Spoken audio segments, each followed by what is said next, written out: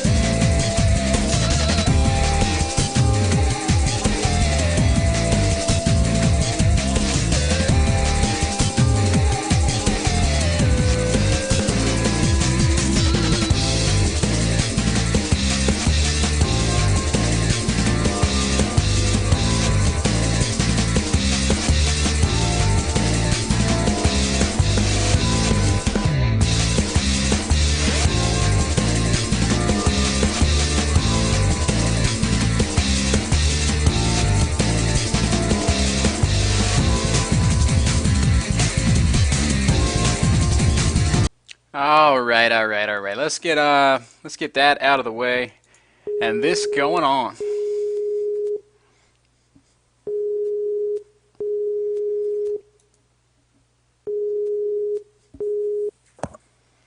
Hey there, Ben. Hello there, Sheth. How are you?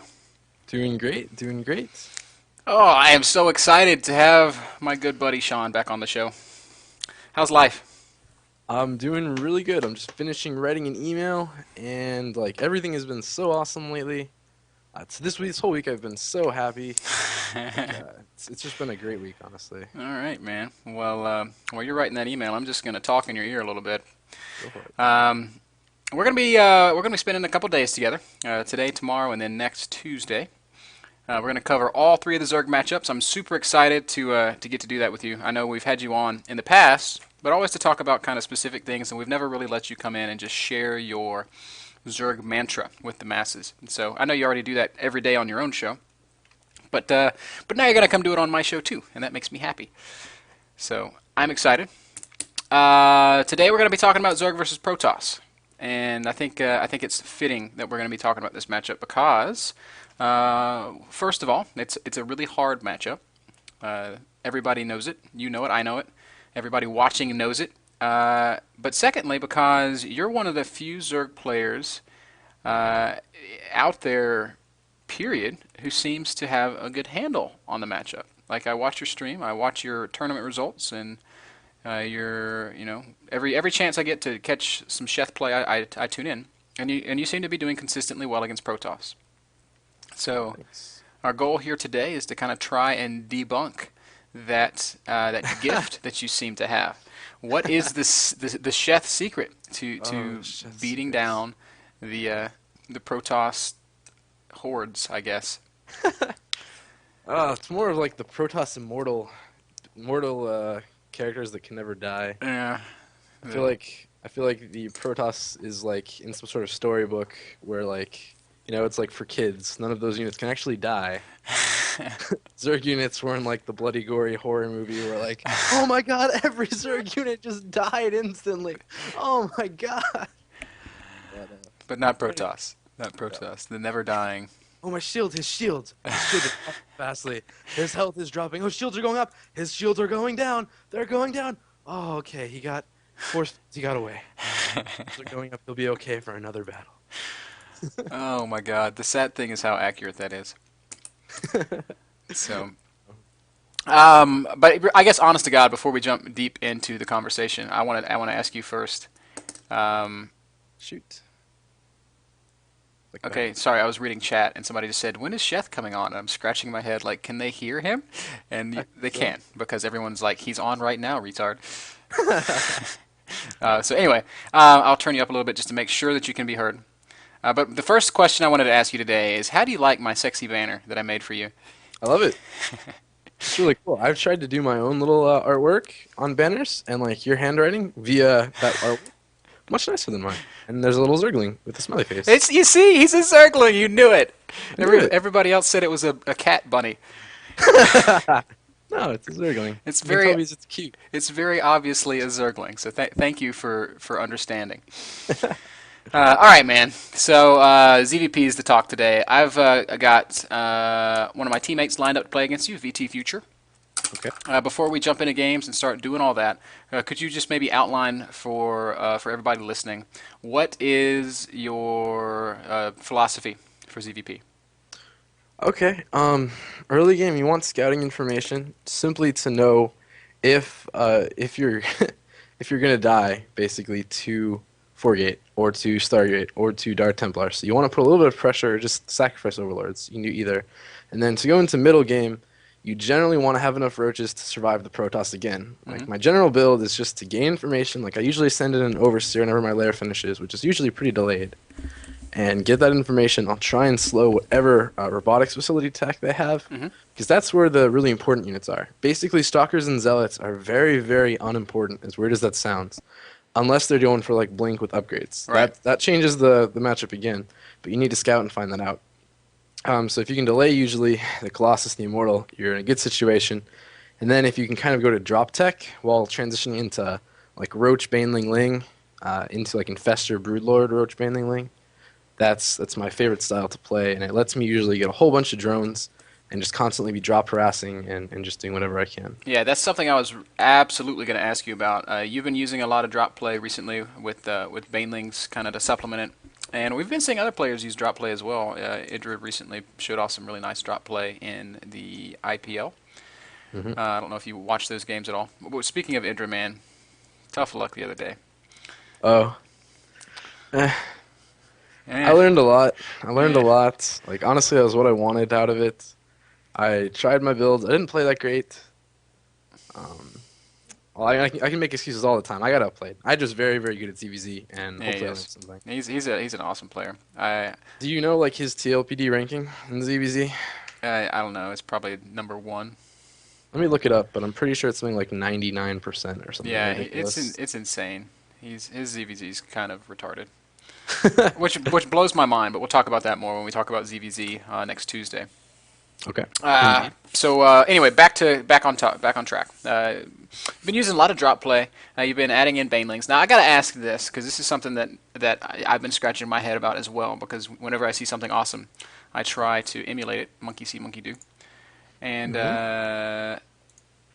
the thing about dropping banelings is they're so amazing with +2. But if you're going to be going roaches, you're getting ranged attack upgrades and things like that. So how do you balance the upgrades? Okay. Well, after your +1 range, which I feel like is very good, very important. After that, you can just easily transition into just +1 melee attack.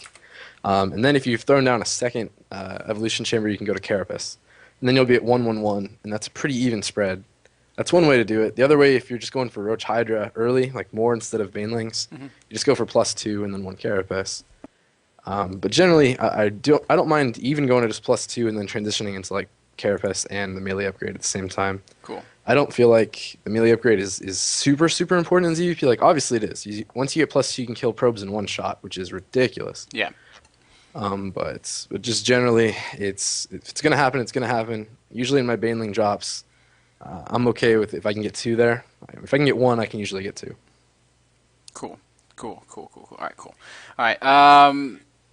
Now the other thing that is really hard for everybody is just dealing with the death ball. And I know this is a question that I've asked you before. I know this is a question that you've been asked on your stream before, and I know what the answer is. The trick to dealing with the death ball is not directly engaging it in most cases.